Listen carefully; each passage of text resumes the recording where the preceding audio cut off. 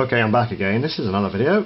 This is carrying on from the last one I did about checking memory with the RAM test and the map function.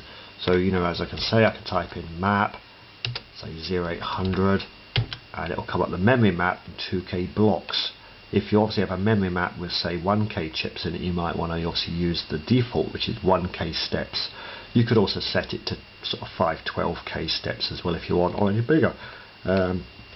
As you can see, it's obviously got all ROM, and then there's 2 blocks of RAM, which indicates 4K in total. Anyway, we've already sort of checked the RAM, so what we can now do is we'll set the address back to 8000, which is already there, and we'll set the data to 0, and I'm going to change this to, say, 0800 for the bytes, and I'm going to do a block write. You'll see the screen in the back will change, and it will clear, which indicated that I've put 0 in for all the characters and I've put 0 in for all the colours. Now if I go to, say, 8400, which happens to be the colour area, but what we'll do is we'll offset that by 100 hex, so we'll make it 85 and we'll put in, say, data 5 and write that. So we'll set the address, remember to set the address as it shows there, and then we'll write the data, and nothing has appeared. Now if we go back to 8000, which was where the character data starts, but we'll offset it by the same amount, 100 hex. Okay, do that, and we'll put in character 5 again, and as you can see up the top there, I've got a character appeared on the screen. Now we can do anything there now. So if we say, for example, I've changed the 5 because this is the character data, say we make it 58 for example in hex, you see we get an X up here. Let's do something else. 59, we got a Y. If we make that now 8500 hex, we're going to write to the same block in the color RAM, and if we change that back to, say, let's do, say, 10 and write that, nothing really happened. Let's try again. We'll try something else.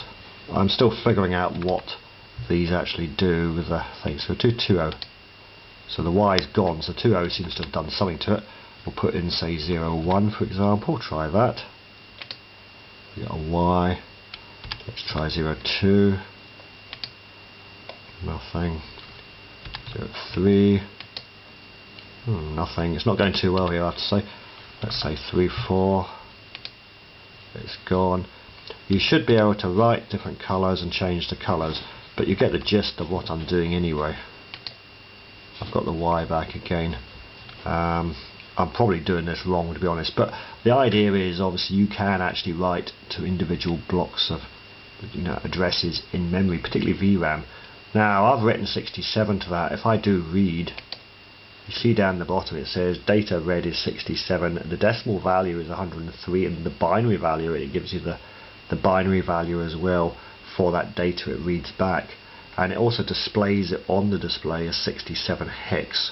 So you can see you can actually read and write to it. I've probably done this wrong because I had it going, but of course as soon as you do a video it doesn't work. But you can see you can actually read and write to it. So if I go back to, say, 8100 and write the same data, you can see it changes to a totally different pattern for that character.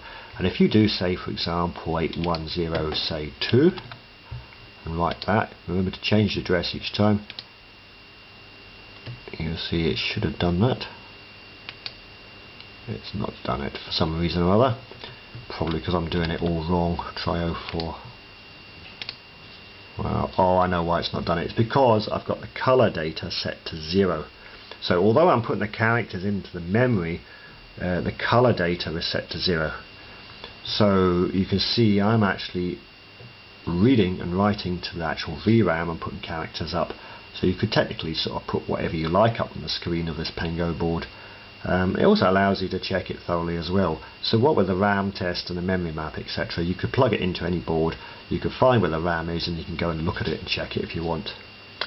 Okay, so that's what we'll do is very quickly, mind you, is I'll go and put the color data. You'll see those characters appear.